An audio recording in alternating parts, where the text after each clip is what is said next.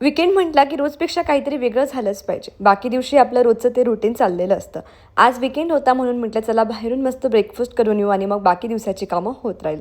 बाहेर गेलो, मस्त असं साऊथ इंडियन ब्रेकफास्ट केला, कारण ते सगळ्यात जास्त हेल्दी ऑप्शन आहे असं आम्हाला वाटतं. आता हेल्दी तर खाऊन झालं, पण त्यानंतर चहाशिवाय काही आपलं जमत नाही.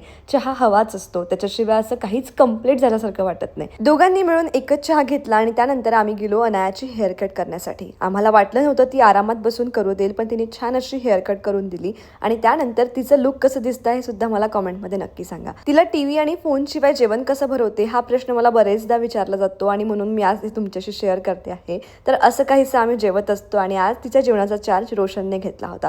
तेवढ्या वेळात तिच्यासाठी शेवळ्या उकडल्या, म्हणून आमच्यासाठी सुद्धा शेवळ्या उकळून घेतल्या बरेच दिवसानंतर. शेवळ्यांमध्ये दूध आणि साखर टाकून आमच्याकडे खाल्लं जातं. तुमच्याकडे हे कसं खातं हे नक्की मला सांगा. रोशनसाठी डिनरमध्ये आज नॉनव्हेज बनवलं होतं. दिवसाचा शेवट करण्याआधी इकडे हेअर केअर रुटीन करून घेतलं आणि वॉक घेतल्याशिवाय आमचा दिवस संपत नाही आणि म्हणूनच मस्त फायनली रेडी होऊन आम्ही गेलो वॉकला. आणि आम्ही इकडे अनायाला मधुलिका, रोशनच्या फ्रेंडचं नाव कसं घ्यायचं हेच शिकवत होतं.